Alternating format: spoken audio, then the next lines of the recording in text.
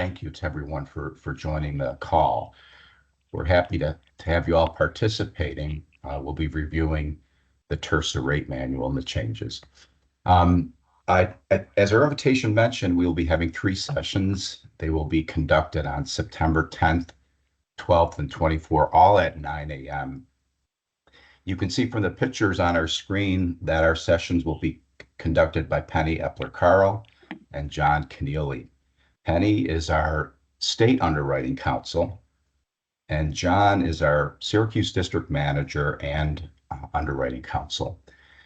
So with that, I'll turn it over to you, Penny. Okay, so if you currently have your mics open, I'd ask you to mute them at this point.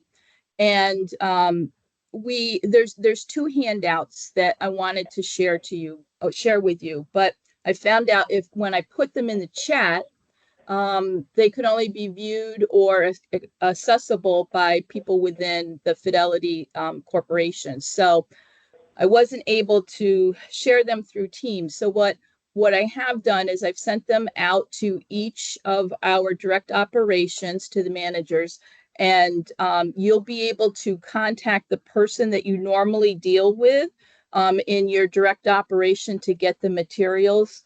Apologize for the extra steps. It's just security protocols. Apparently, we only can share things by emails and not through Teams. So with that said, let's go ahead and get started. So we're going to start with the general and broad overview about the changes to the rate manual. So it goes into effect October 1st. I already see a typo. It's not 2004, it's 2024. The changes are basically rate neutral. So there's no increase in premiums or changes to the existing rate changes to the existing endorsements. What we do have is the adoption of the new 2021 owners and loan policy forms, which will be replacing the 2006 forms. So what does this mean? If your transaction closes before October 1st, but you're not issuing your policy until sometime mid-November, you're using the 2006 forms. But if your closing happens on or after October 1st, you must use the 2021 forms. There's also some deletions or modifications to the existing TIRSA endorsements. And the handout that I mentioned in the beginning, I would definitely recommend you reach out to the person that you work with in your direct operation, because Tom Glathar has put together an excellent review, and it lists all of the new endorsements that are available and specifically says which ones have been deleted. There are so many endorsements at this point. It's much longer than we can cover in an hour. So I always find that, especially when we're coming into something new, do we have that endorsement? Don't we have that endorsement? That list will be helpful. So reach out to your local operations to get that outline. We've also adopted some new endorsements, as I was saying, that were not previously available in New York. And it is rate neutral. So the charges for some of the new endorsements are $50, which is the flat rate fee that we've been used to. Or for some that are in the category of special risk, there's different pricing structures depending on whether it is residential land or commercial land. And we'll get into that breakout a little bit more later in the presentation. So talking along and not advancing my slides. Okay, we're going to get into the role of it here. So an overview. We're going to start in part 1, the definition and rules section. Some of the rules have been amended in multiple ways, basically to clarify or to correct definitions that were previously contained in the rate manual. And For some that are a bit more amended or added, I'm going to cover those. So the first new term that we have for the rate manual is a new term for the rate manual, but not a new term for us. We're used to seeing this in when we do our long form rate calculation, and it's identical property.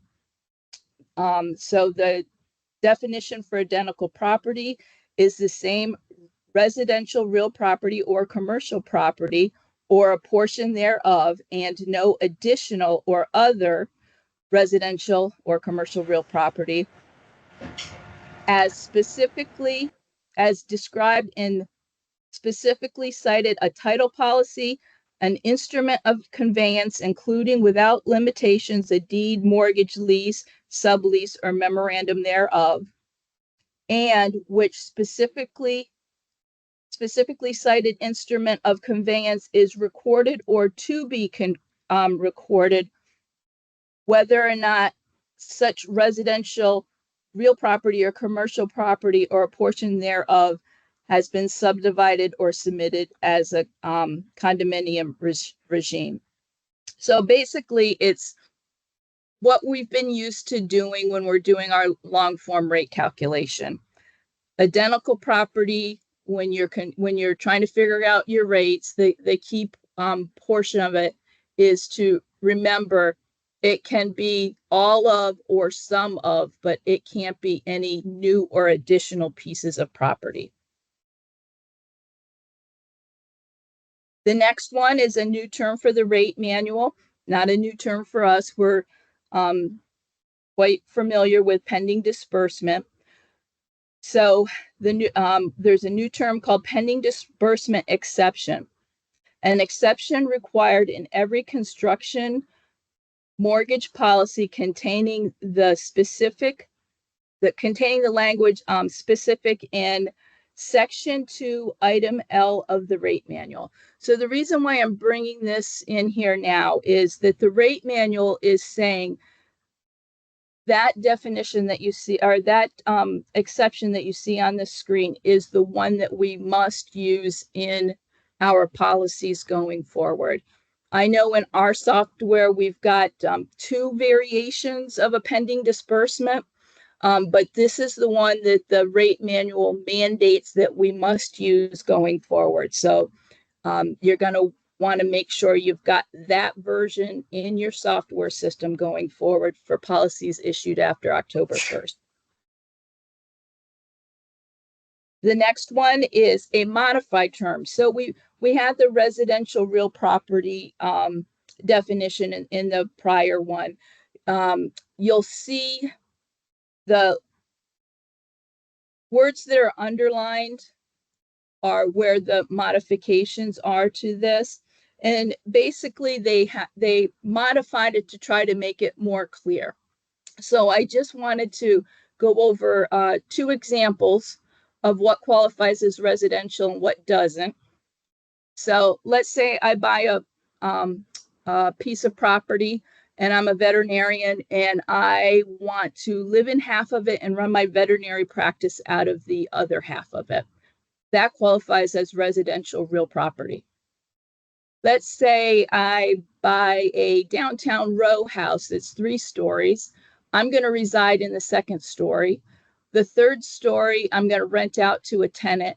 But the 1st story is I'm going to rent out to somebody that wants to operate retail space, or let's say a dentist office that's I'm not a dentist, it's somebody else. That is not residential real property. So that would be commercial real property.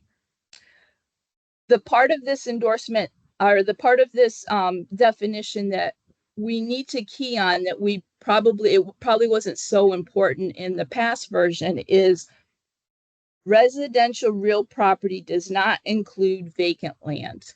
All right. So this is going to be important going forward as we get through this presentation, because of all of the new endorsements that are available. There are a bunch of new endorsements that are available for owners policies and loan policies that weren't available before. And you need to keep in mind even though it might have a tax classification code of vacant residential real property, for the purposes of pricing these endorsements, if it's vacant land, you need to charge them out as a commercial real property and not as residential.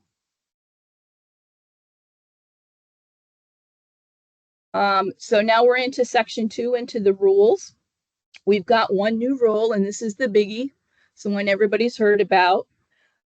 There's not going to be any more affirmative coverage on Schedule B going forward. So the new rule, except as set forth expressly authorized in this manual, no affirmative coverage, no additional insurance, or expressed insurance may be added to or provided in a policy, whether on Schedule B or in an endorsement or otherwise. So what does this mean?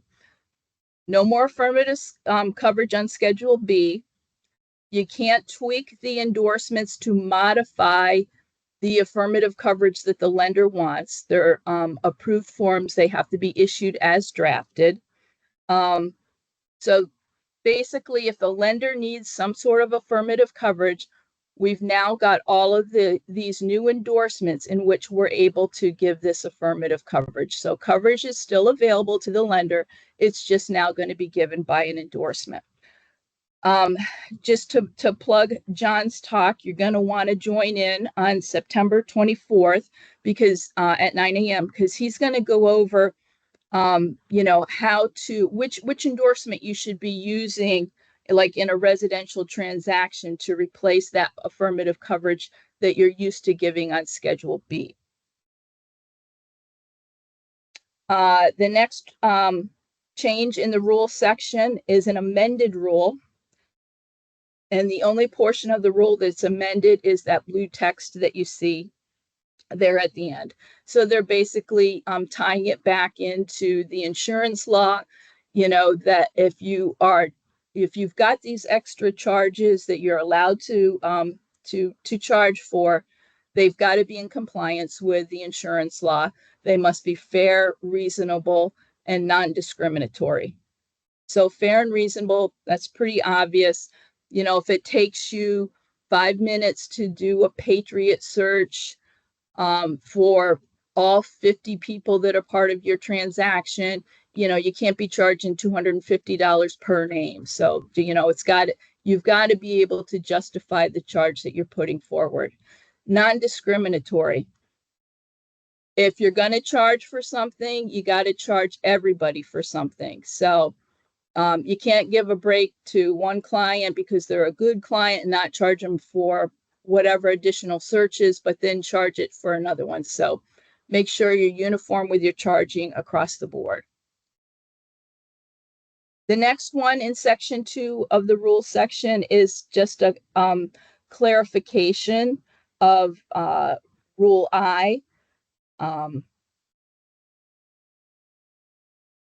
So these, you're not going to see this a lot if you're specifically doing mostly residential, but if you've got some commercial transactions, especially like in low income housing, you're going to see where there is going to be an entity that holds bare legal title, but there's going to be a nominee agreement where they're going to assign the equitable and beneficial uses to a different entity. So this is just clarifying the rule that that equitable or the nominee may have, if they hold only that interest in land by that nominee agreement, it's permissible to have as their interest may appear after it. Now this, typically we only see that in loan policies, but here's, they're clarifying this rule, making it permissible that under these guidelines, it could be permitted in an owner's policy. The next section of the rate manual is section 3, the zones. No substantial changes here. There were, technical changes to make the words consistent with the balance of the rate manual. Section 4, co-insurance. Again, no substantial changes here. just some tweaking of the words to make it flow throughout the manual.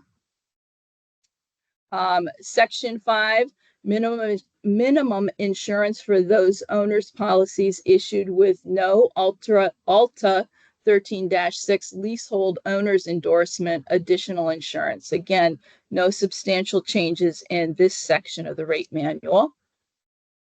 Section 6, again, no substantial changes for minimum insurance for those leasehold owners' policies issued with no TIRSA cooperative endorsements, owners' policies, additional insured. Again, Section 7, simultaneous issue of multiple owners' policies, no substantial changes in this section. Section 8, minimum insurance, loan policies, leasehold loan policies. Again, no substantial changes in this section. Section 9. So Section 9 covers the proper method for calculating rate premiums under several fact patterns in the application of the conversion rate. We're going to get to that in the next slide, but what I wanted to bring out just as a point of emphasis is in the definition part of this section.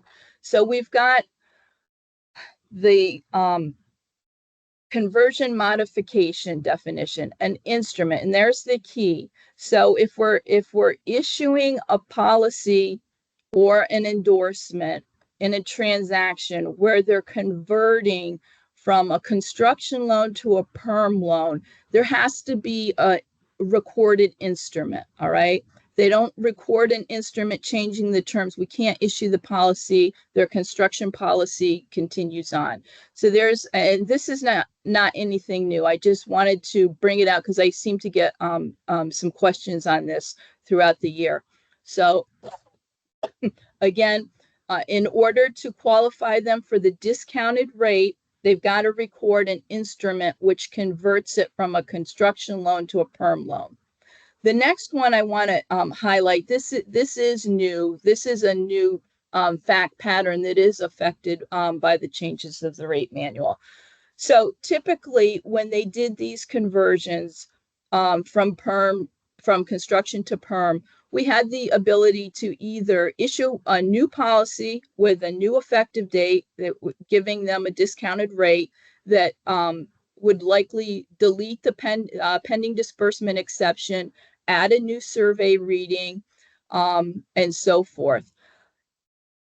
If a lender or an entity, particularly like Sony May, wanted just the endorsement, and the endorsement would be changing the effective date of the previous issued policy, and then it would be deleting the pending disbursement, adding the as-built survey reading, and so forth. We're probably not going to be able to do it that way anymore. And here's the reason why behind that. You're going to want to really issue a new policy, because if you're merely using the endorsement to change the effective date of that previous issued policy, chances are that previous issued policy has affirmatives coverage on Schedule B. Now, if you're changing the date of that previous issued policy to a date after October 1st, now you're in violation of the rate manual, because that previous existing policy has affirmative coverage on Schedule B. So going forward, if you've got these situations where they're converting from a construction loan to a perm loan, my recommendation is to explain to them what you need to do is to issue them a new policy at the discounted rate, which we're going to cover in a second. It's just cleaner. Otherwise, your endorsement would have to go in and strip out all of that affirmative coverage that was in that prior policy. Now, typically historically, when we did these by endorsement, that endorsement only changed the effective date of the policy. It didn't update the dates on the endorsement. So when you were doing these, you should have been giving them or selling them these new endorsements.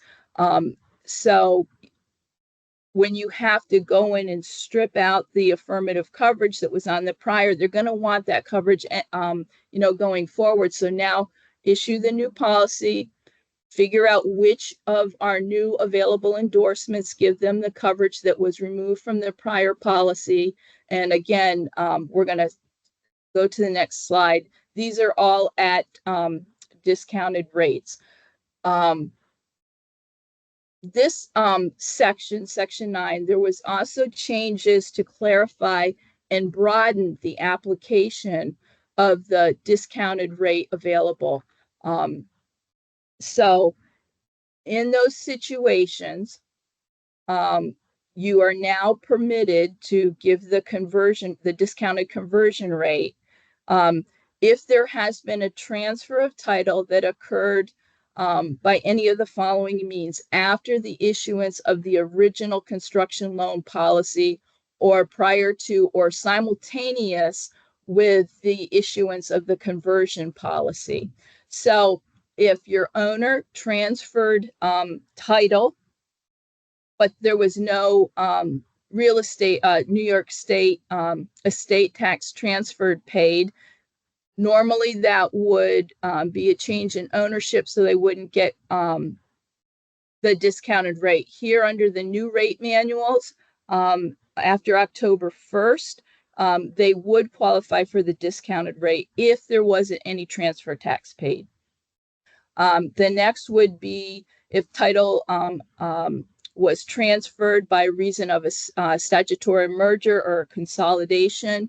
So here, if there was a mere change in the entity's name, but let's say all of the members, or it was a subsidiary of a parent company, they would still qualify for that discounted rate.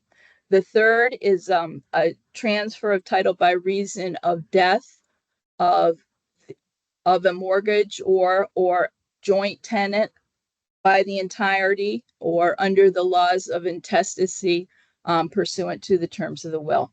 So if one of the mortgagors dies and there's joint tenancy or tenancy by the entirety, I think all of us would assume that that was not really a transfer of title. It's just we've got one less borrower. So they would still qualify for the discounted rate. But here, what happens if the property transferred by laws of intestacy or pursuant to a will? Well, that will not kick them out of qualifying for a discounted rate if the title to the property has changed under any of these three circumstances. Penny, if I can just Yep. jump in there for a second. This is John Keneally. Yep. When we're quoting that discounted rate, if we are changing the policy from the 2006 version to the 2021 version, just know that as we knock out that affirmative coverage, each endorsement that we're going to need to add to replace it will have a cost to it. And if this is commercial property, that cost can be somewhat substantial. So it is something we have to be mindful of as we are quoting the prices for that conversion. Yeah, thanks, John, for pointing that out and clarifying that. And yes, typically we should have been doing recharging for all of those endorsements historically. I would say that, let's say there was an Alta 9 endorsement on that construction loan. We now have, and we're going to get into this, we now have these series of endorsements that are going to be cheaper, that are a la carte. So yeah, it might have been expensive if we had to reissue the Alta 9, but we might now be able to tailor it down to just a portion or one of the series of the Alta 9s, and it may make it a little cheaper. Again, it's a case by case depending on what affirmative coverage was historically in that policy. Okay.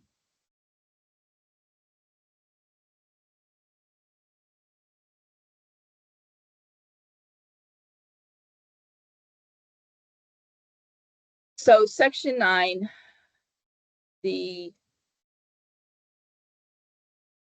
Section 10, simultaneous issuance of owners and loan policies or construction mortgage policies.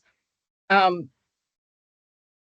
changes in this section are for clarification and expanding the application of the discounted simul rate. So it took me a hot minute to try to figure out how that change expanded the discounted rate. And finally, it came to me because basically the language was the same. But in the new rate manual, they have deleted paragraph E, which is in the prior rate manual.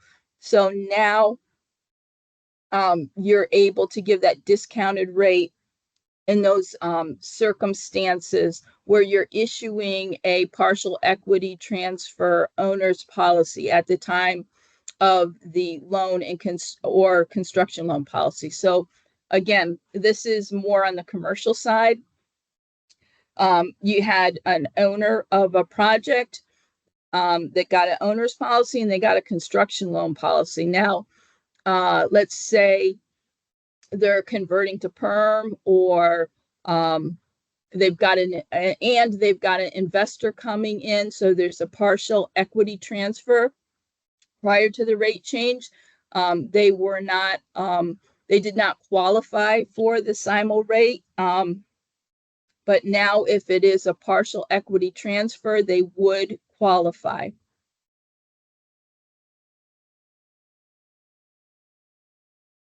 There were, continuing on section 10, there were other technical changes in this just to make the wording consistent with the balance of the rate manual. Section 11, New York City development rights, no substantial changes there. Section 12, mortgage refinance, transactions, and subordinate mortgages. Again, we've got a clarification and expanding the application of the discounted rate for mortgage refinances, where title to the interest in the mortgage property under the existing mortgage has been transferred, provided no transfer tax was paid in connection with the transfer. So if you typically, historically, if there was a transfer of ownership, that automatically kicked you out of qualifying for the refinance rate. However, if you've had a transfer and there's no mortgage tax paid, so let's say I bought it as an individual, then I transferred it into my LLC, so I didn't pay mortgage tax, I'm basically transferring it to myself. Under the new rate manual, I would still qualify for a refinance rate. There were other technical changes just to make wording consistent with the balance of the rate manual in this one. So if most of you are doing residential refinances, really no substantial changes in this to be aware of. Just technical changes to make the wording consistent.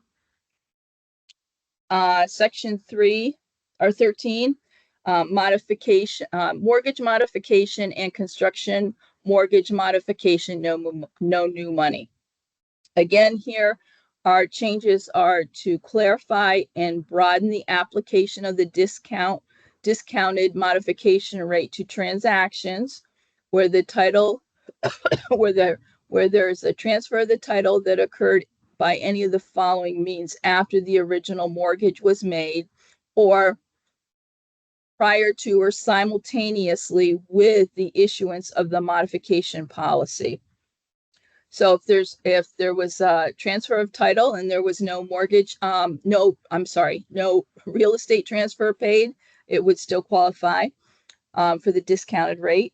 If there was a transfer of title occurring by reason of that statutory merger or consolidation, or transfer of title by reason of death of the mortgage or joint tenant or tenant by the entirety, or under the laws of intestacy or pursuant to the terms of the will. Still in section 13, it also clarifies the proper charges for a building loan construction after the modification of a construction loan. So this is where you're modifying a construction loan. Maybe you needed to extend the time, but you're not advancing any new money. It just clarifies that in the definition. It also clarifies that the discounted modified rate applies to the modification of an existing mortgage that had been assigned after the execution and delivery of the existing mortgage. So just because the mortgage had been assigned to a new lender doesn't kick it out of qualifying for the discounted rate, as long as there's no new money being advanced in the transaction you're about to insure. 14, simultaneous issue of 2 or more loan policies, aggregation. Here, again, no substantial changes, just tweaking the words to make it consistent with the balance of the rate manual. Section 15, collateral mortgages. Again, no substantial changes in this section. Section 16, loan policies, reverse mortgage, absolutely no change in this section. It appears the same. Section 17, owner's policies to foreclosing lenders or to lenders by deed in lieu of foreclosure. No substantial changes here, just tweaking the words to make it consistent. Section 18, entity purchase and non-imputation endorsement. Again, no substantial changes here.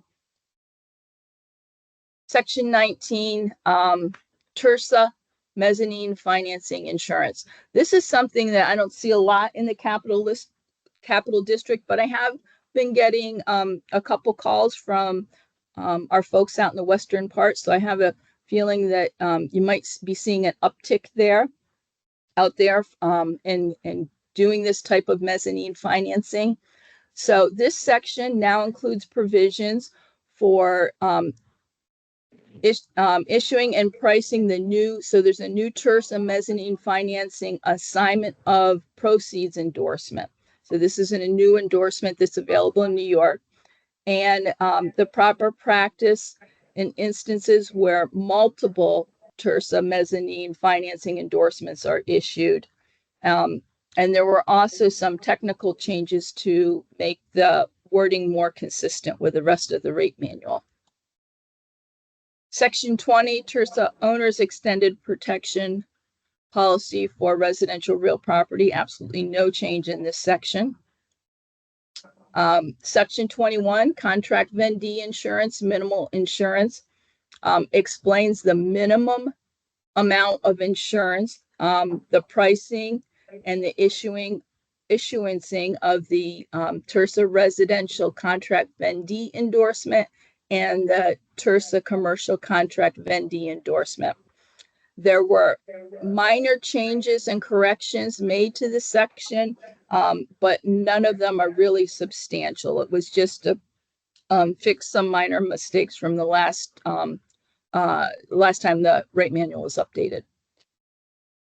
Section 22, option insurance, minor changes and corrections made, but really no substantial changes were made in this section. Okay, prior section 23, the TIRSA junior policy.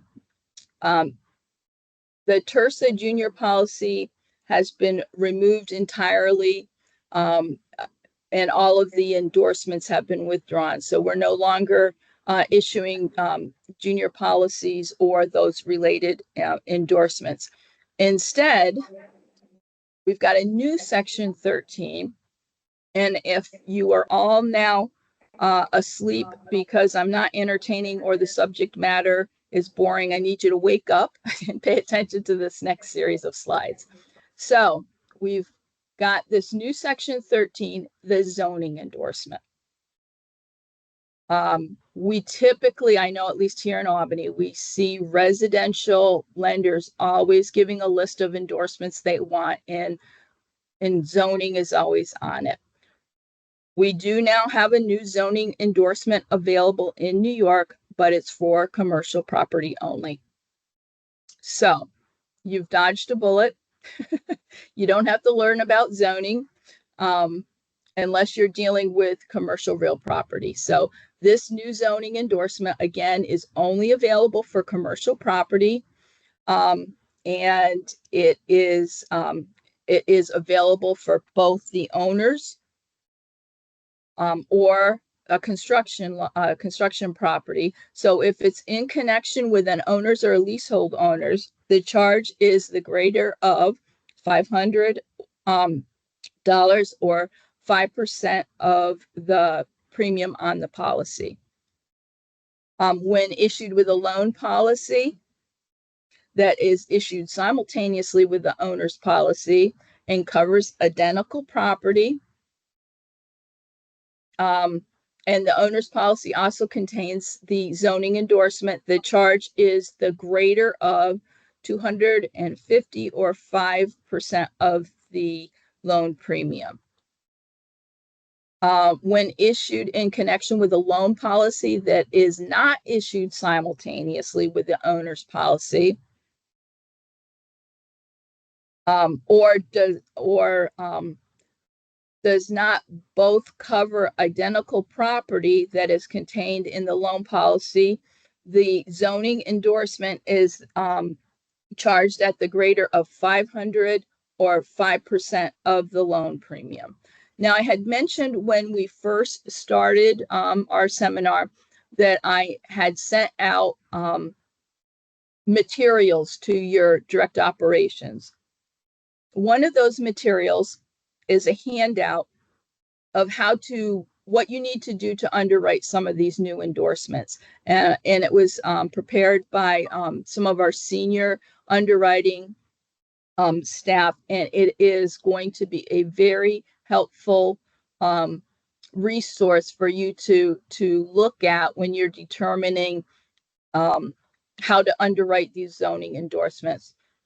So there's certain standards that you need. You're going to need to get a zoning report, which often I've seen them.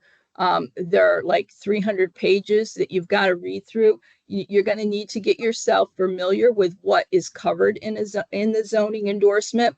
And that handout also helps specifically outline how the price category is structured. So if you foresee yourself using some of these new endorsements, I really encourage you to reach out and get that handout from your direct operations, because it's something I'm going to keep at the corner of my desk as I'm doing the underwriting on some of these new endorsements of what they do, how they're priced, what do I need to do to underwrite them. All right, so section 24, mortgage foreclosure guarantee. Section 25, recorded document certificate and application. Section 26, notice of availability. Absolutely no changes in any of those three sections. So we've got a new section 27, which is the Alta series of mineral endorsements. Now, when John broke in a bit ago, we had talked about these various endorsements. So what has happened is we've taken the Alta 9 endorsement that we previously had, and we've broken it into some series. So the 35 series is only covering the mineral portion of it. And as you can see, that Alta 9 endorsement was one of our big ticket ones. It was pretty expensive, but by breaking it out and making it available a la carte in these various Alta series, it kind of makes it more affordable. So there are 4 distinct Alta specific forms of the mineral endorsement, and they're available by certain charges in connection with issuancy. So they break them down into two categories. So the 35, the 35.1, the 35.2 can be issued for an owner's or a loan policy, and it can be issued for residential or commercial property. The charge is the flat $50 if it's land that is residential, and $250 if it's commercial. So, you know, if they needed just the mineral coverage in that in the policy that previously they had to buy the whole Alta 9 that covered minerals, encroachments, covenants, and restrictions. Here you can see by doing it a la carte, at the most it's $250, which is a little bit more cheaper. The Alta 35.3 endorsement may only be used in connection with the owner's policy or a loan policy covering commercial real property. So that's so if it's in connection with the owner or loan policy, the charge is the greater of 500 or 5%. When issuing in connection with a loan policy that is issued simultaneous with an owner's policy, which the owner's policy covers both the identical property contained in the loan policy and also had that Alta 35.3 endorsement. The charge for this endorsement on the loan policy is the greater of 250 or 5% of such loan premium. The next series of endorsements are the 28 series. And there's 4 distinct forms in this 28 series, and it provides specific limited coverage for encroachments and easements. It sets forth the proper charges in connection with the insurance. And these endorsements are also broken down into 2 categories. So we've got the 28, the 28.1, the 28.2, which may be issued in connection with an owner's or loan policy covering residential or commercial property. And the charges for each of these endorsements is either $50 for the residential or $250 for the commercial. The Alta 28.3 endorsement can only be issued in connection with an owner's or loan policy covering commercial property. When issued in connection with the owner's policy, the charge is the greater of 500 or 5%. When issued in connection with a loan policy that is issued simultaneously with an owner's policy, which owner's policy both covers the identical property contained in the loan policy, and the owner's policy also had the Alta 28.3, then the charge for this endorsement on the loan policy is the greater of 250 or 5% of the loan premium. Okay, we've got a new section, 29, Yershari, explains that we've got a new endorsement available for loan policies. However, it's limited. It has to, the loan has to cover commercial real property, and the amount of the mortgage needs to be 2.5 million or more. The charge for this endorsement is $250. The next new section we have in the rate manual is the Alta 9 series of endorsements. So this is the endorsements that cover limited coverage with respects to covenants, conditions, limitations and restrictions, and enforced removal of or violations by certain improvements with respect to the land described in the policy. So this series is broken down into 2 separate groups. We've got the Alta 9.1, 9.2, 9.8, 9.9, which are only issued for owner's policy. the Alta 9.1, 9.2, 9.9. Endorsements may be issued where the land described in the policy is either residential or commercial.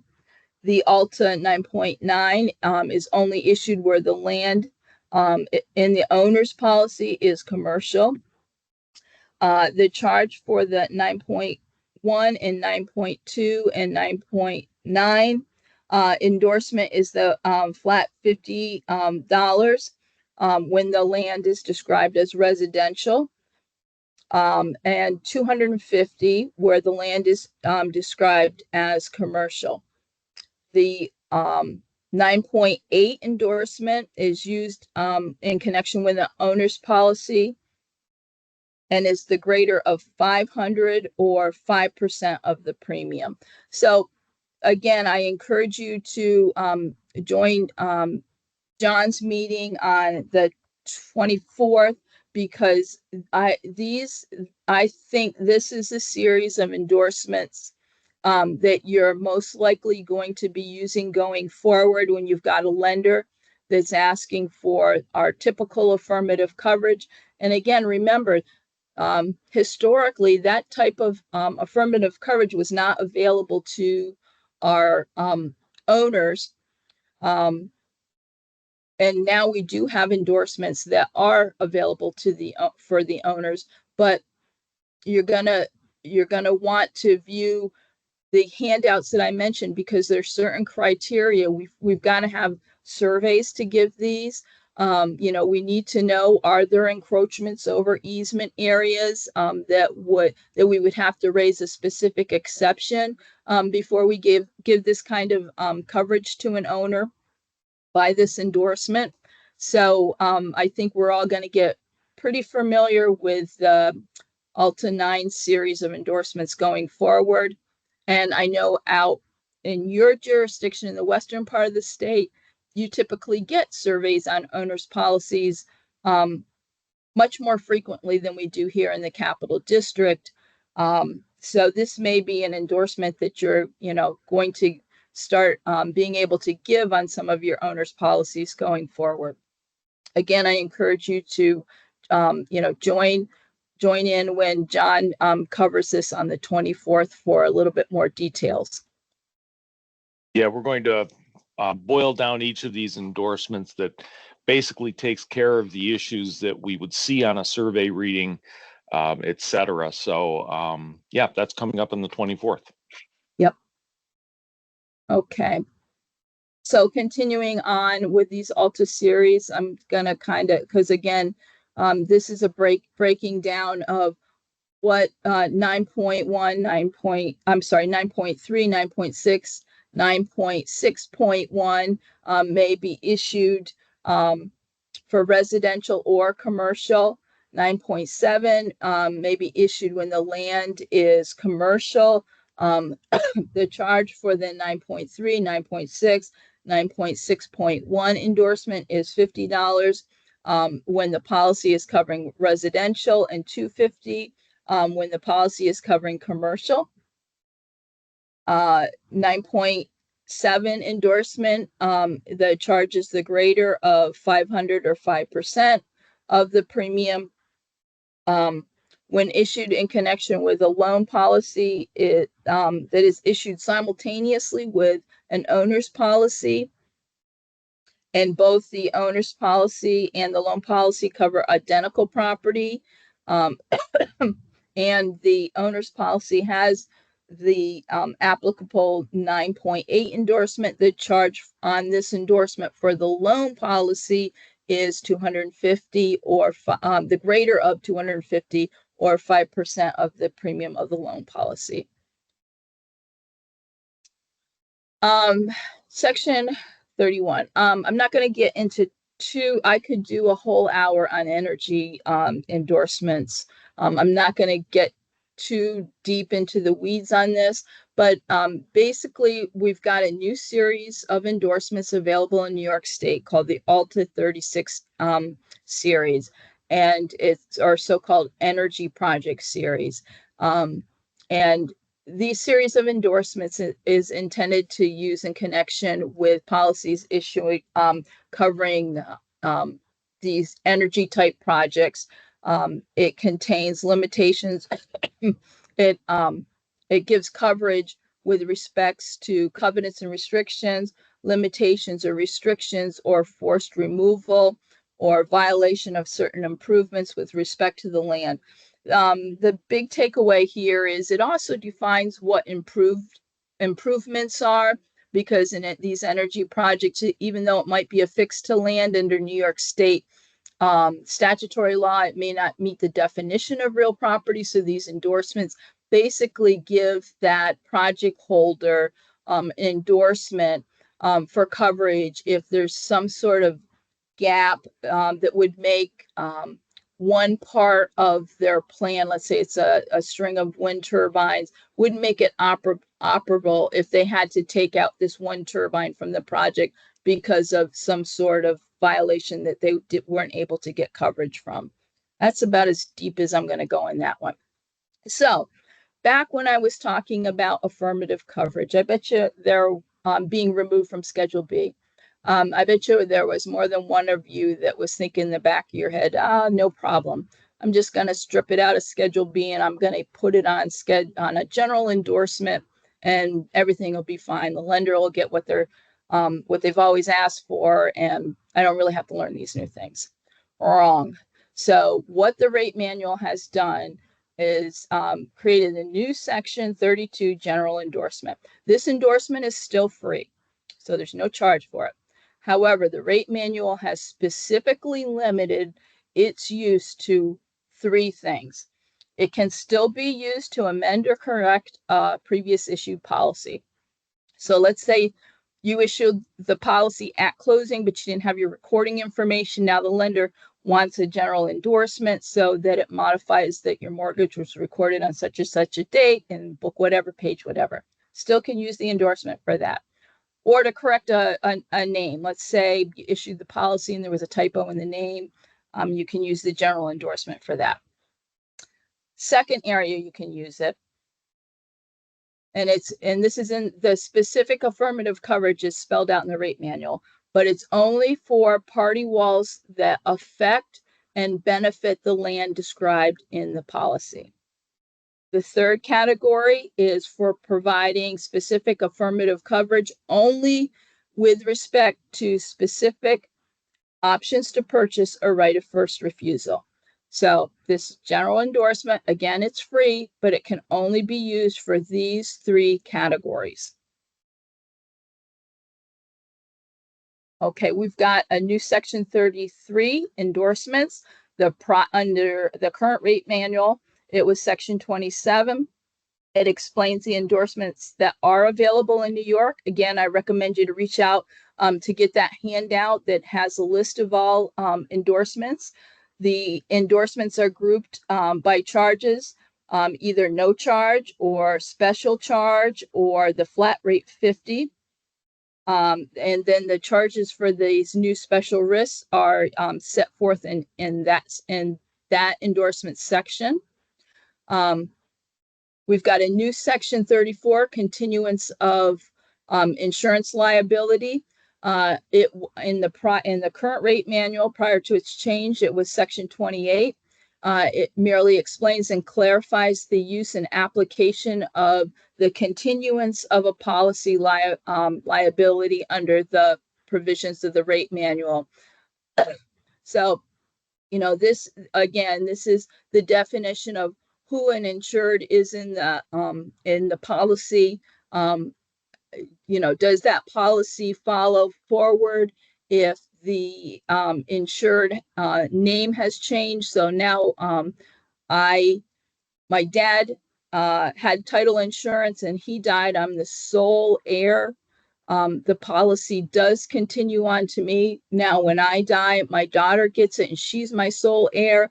It basically makes clear that there can be multiple transfers and the continuation of insurance would still carry forward through to my daughter because she has inherited it through me and I've inherited it through my father. Part 2 of the rate manual, again, just to clarify, we're we're going with the new 20, well, they're not new anymore, the 2021 owners and loan policies. So after October 1st, these are the versions of the policy jackets you should be using. If you've got a closing that has occurred prior to October 1st, but you haven't got your policy out, you still will use the 2006, but you're not using them on any transaction that closes after October 1. Part 3 of the rate manual are basically the examples of all of the forms. The new policy jackets, all of the endorsements, and the new endorsements that have been adopted. So there were three endorsements I just want to cover quickly that have been withdrawn and are no longer, I'm sorry, there's more than three, have been withdrawn and are no longer available. Those are the Fannie Mae balloon endorsement, the Industrial Development Agency or similar public benefit corporation transfer of beneficial ownership endorsement, the 2 junior loan endorsements, and the policy authentication endorsement has been withdrawn. And if you tune in on Thursday, we'll cover these new policies. But the reason why that one has been withdrawn is that the coverage now has been written into the 2021 policy form. So there's no need to have that endorsement anymore. Okay, so we've got a couple minutes and I'm willing to stay on